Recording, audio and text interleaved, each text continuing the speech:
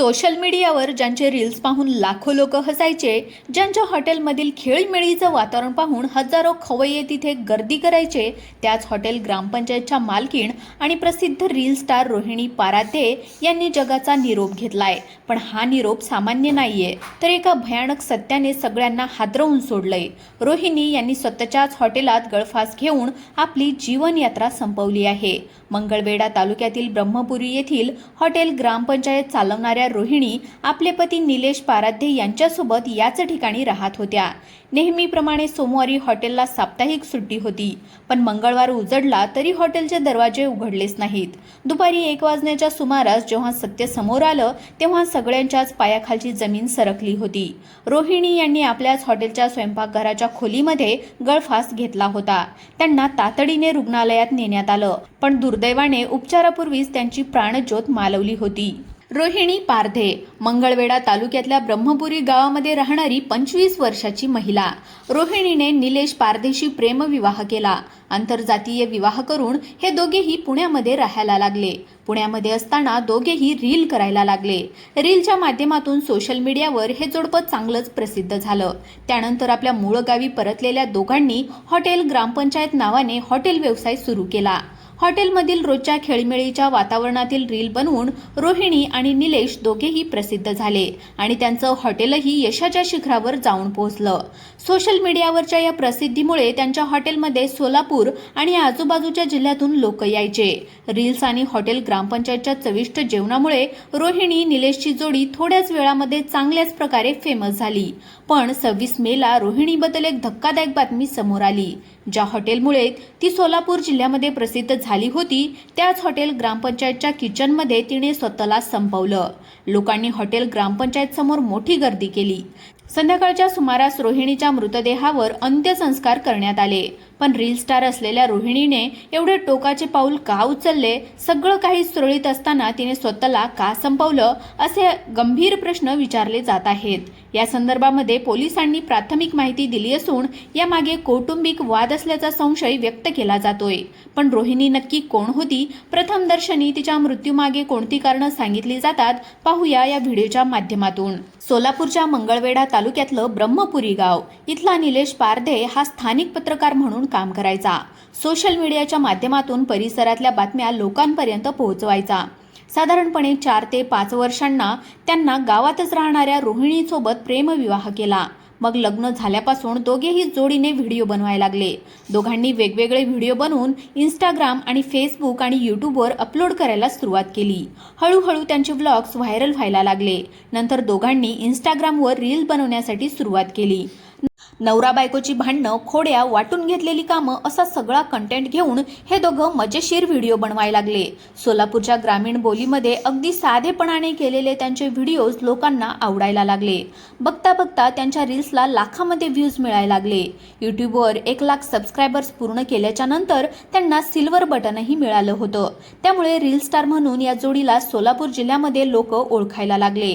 निलेश सोलापूर परिसरातल्या बातम्या, सामाजिक प्रश्न त्यांच्या अकाउंटवर शेअर करायचा।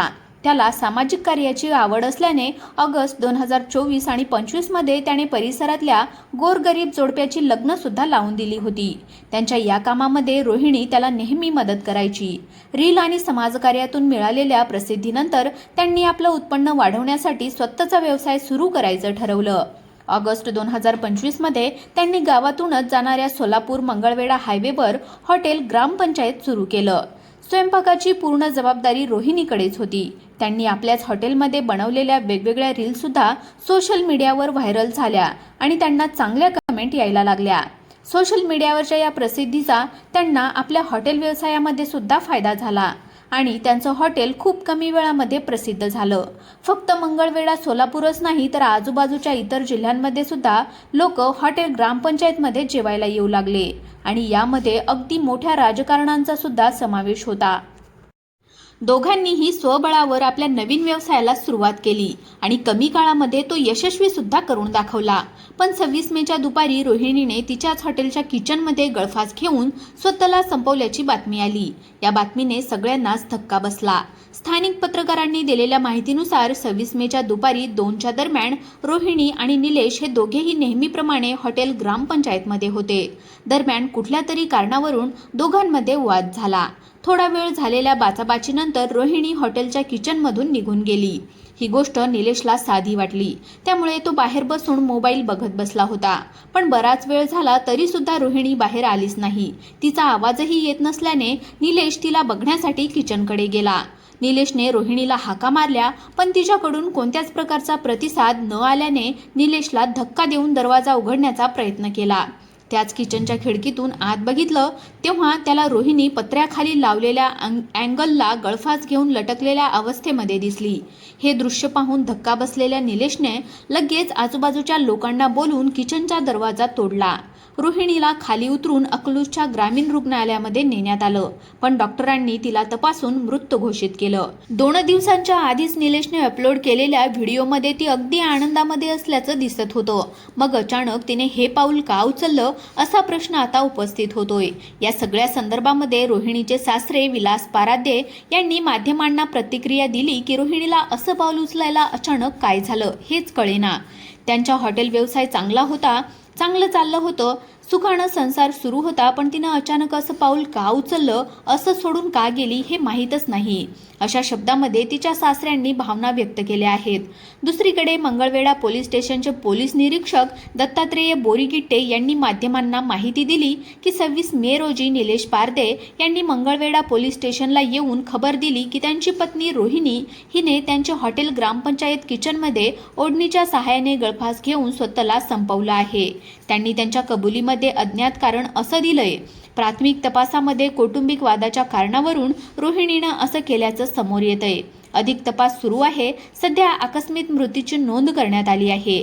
या संदर्भामध्ये स्थानिक पत्रकारांनी दिलेल्या माहितीनुसार रोहिणी आणि निलेशने मंगळवेढा तालुक्यातच 2 ठिकाणी नव्याने हॉटेलच्या शाखा सुरू केल्या होत्या. पण दोन्ही नवीन शाखाचे व्यवस्थापन करणं, त्यांची आर्थिक गडी नीट बसवणं आणि हॉटेल उत्तम रीतीने न चालवणं या गोष्टी करताना त्या दाम्पत्याची मोठी तारेवरची कसरत होत होती. या वाढत्या व्यवसायाच्या व्यापामुळे आणि आर्थिक गणितांमुळे दोघांमध्ये काही दिवसापासून वाद आणि मानसिक तणाव निर्माण झाल्याची जोरदार चर्चा आहे.